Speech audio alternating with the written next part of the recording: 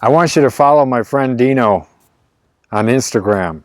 You know, Dino has been an associate and a friend of mine for the last 8 years, and we've traveled together all over Europe and the United States doing projects and workshops. And he founded the YouTube channel and has produced all the YouTube videos that we have.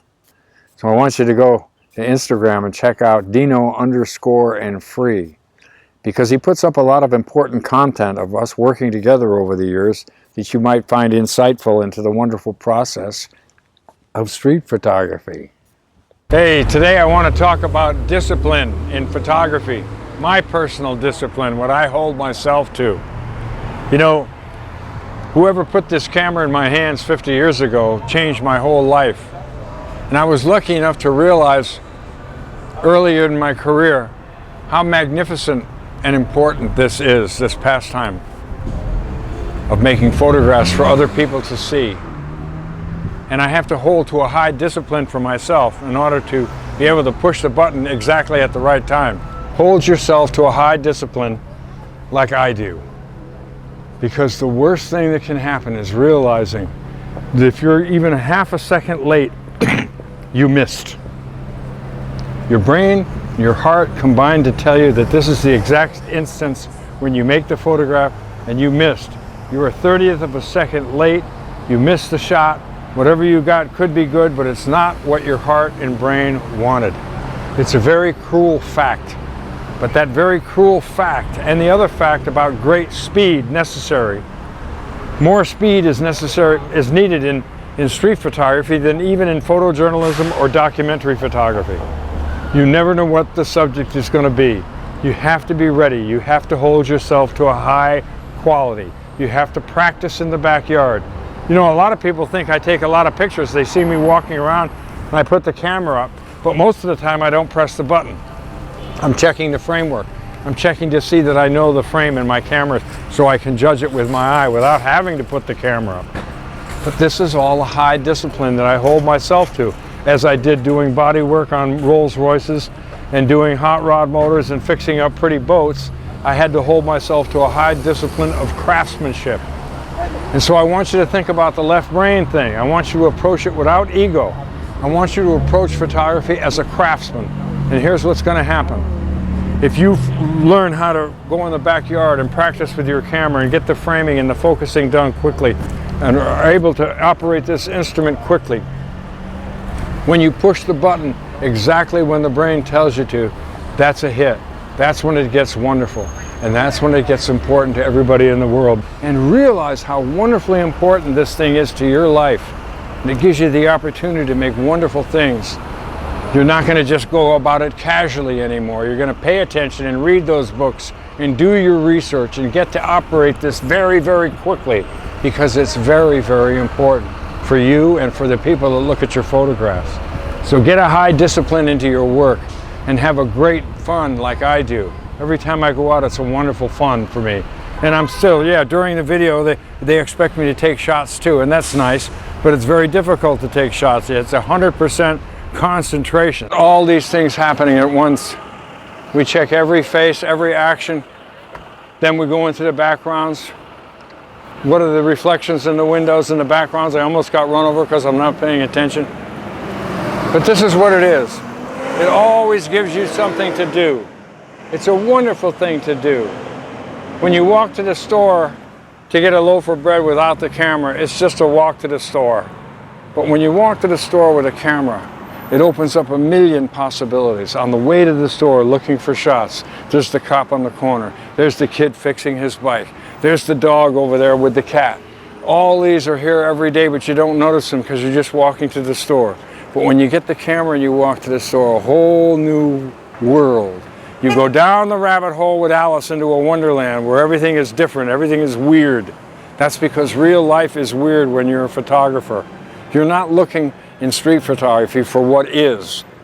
You're not trying to tell the truth. You're not looking for what is. This is what is.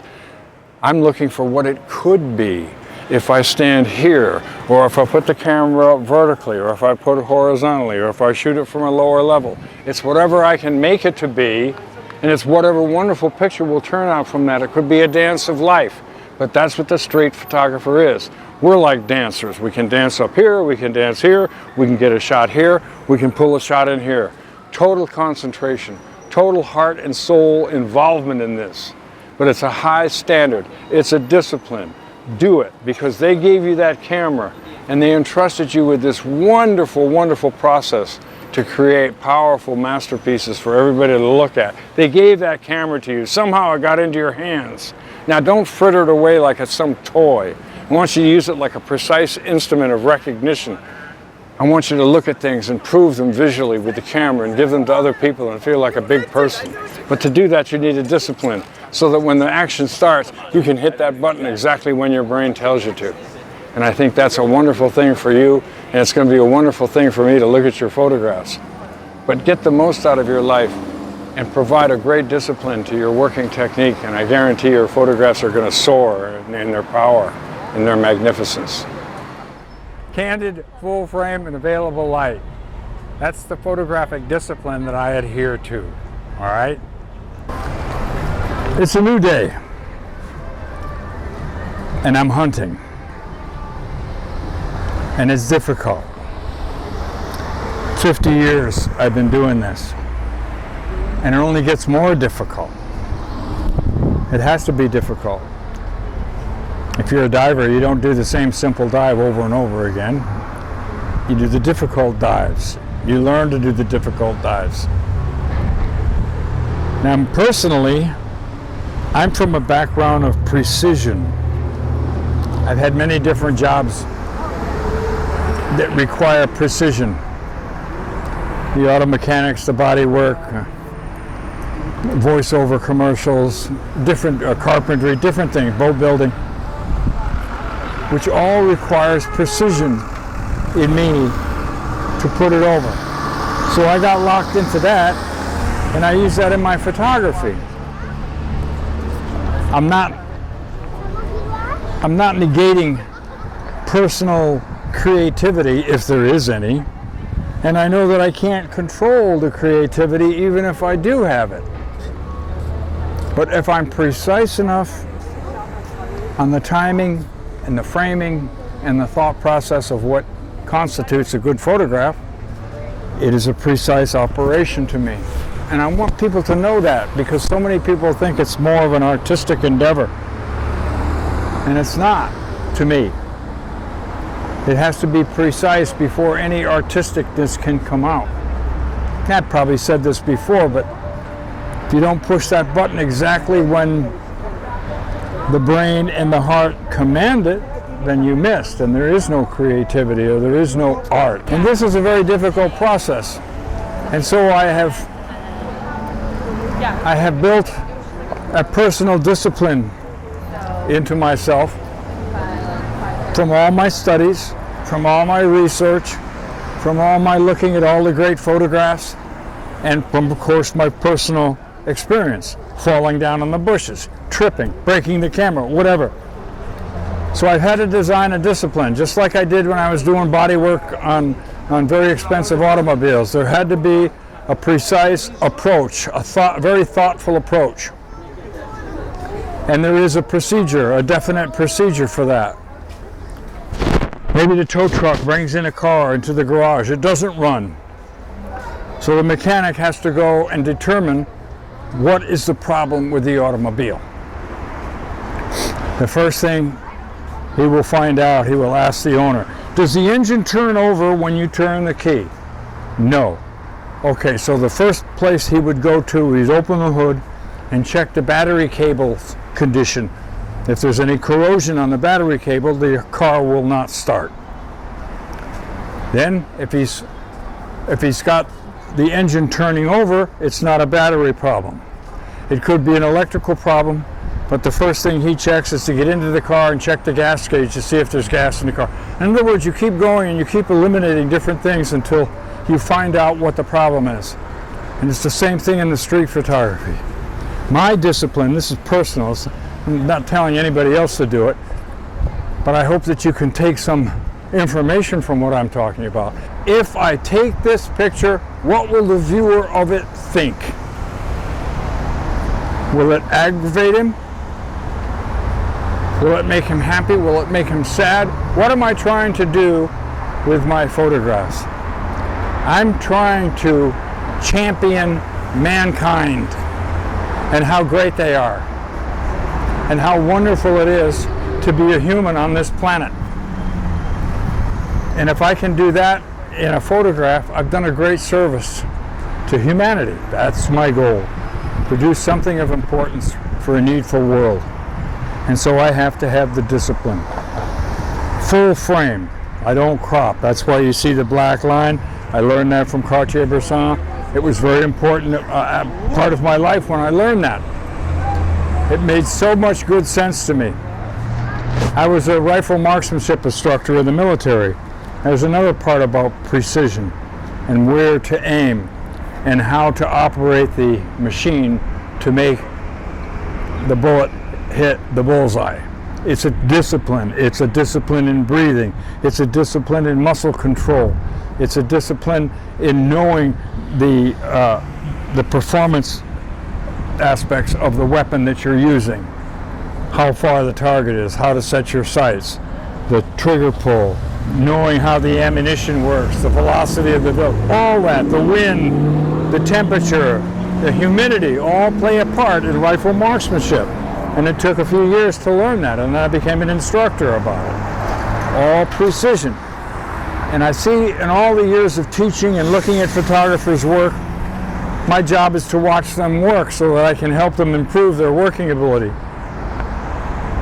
I see so much precision thrown out the window and replaced by the artistic aspect. For me, it's full frame, available light, and candid. The worst thing you can do, in my opinion, is to take a posed photograph. So everything I do, even portraits, or an actor comes to me for a portfolio of headshots, no posing, nothing. I have to work, work, work. Is there something here? Might be something here. Hey, how you doing, bud? Good, how are you? Good. Where's all the stuff you're supposed to unload? Are you gonna load up? Yeah, I'm picking up. Yeah, good. Don't hurt yourself now. Try not to. Let me get to mine. Full frame, available light, never a flash, and candid. Candid is what makes it so difficult. The difficulty makes it so valuable. I made my game. I have a game, an approach, just like the mechanic has. It has to have three things. It has to be candid. It has to be full frame. Available light, the whole thing. I use 400 speed black and white film. I don't use color. I only use color in photography when color is important to the content. In street photography, I believe it is more distracting than helpful. So I don't use color. And all my heroes in photography were black and white photographers, and I want to continue that tradition. It is a game for me, but it's a very serious one. Of course, I have fun doing it, but I'm very serious about the technique and about my approach and about how I can get closer to people. In 50 years, I've learned to get closer and closer without disturbing anybody. And I just want you to know these things that I do, so it might help you in some way to get closer to the subject, closer to yourself as far as a good photograph is concerned. You know, and I would say it's 90% thinking about it, even at home. You sit on the couch and you think about it, or you study and you research the books, the photographs.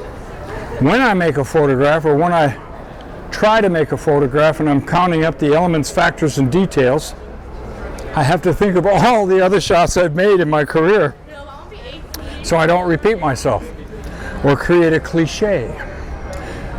And so my other rule is no easy shots. Everything has to be difficult. 3 elements. There's a situation here, but there's only 2 there. What would be the second element? The distance between them on the bench, a reflection in the background. If it's at a jewelry store, there's somebody in the window placing something, a child runs by with a bike or whatever, or a ball. It has to have 3 things, or else I can't work with it. And I can't stand around these people for a long time, or they'll find out that I'm after them, and the candid part will disappear, and we can't have that. So this is my game.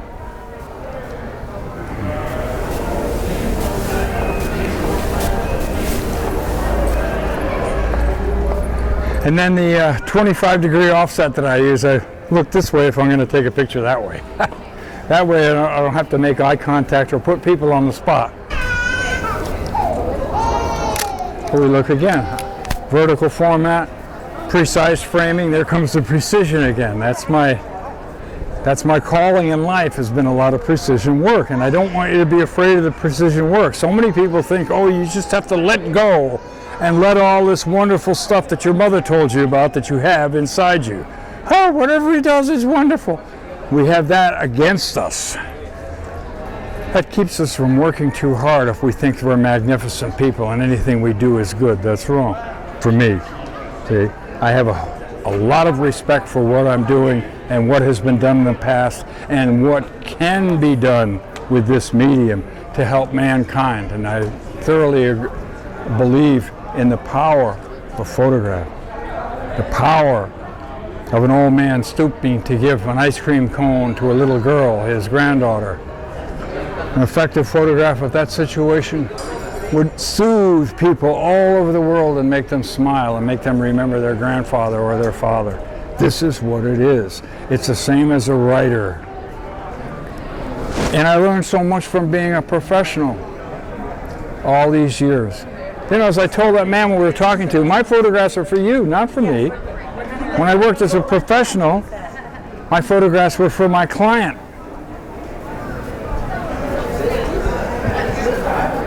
The client maybe made ice cream cones, and I would have to go and photograph that operation in such a manner that people would want to buy their ice cream cones. And it's a constant vigilance, putting the details together in an appropriate manner to come up with a powerful image. Like I say, no easy shots. Study, skill, a positive attitude, and anybody can do this.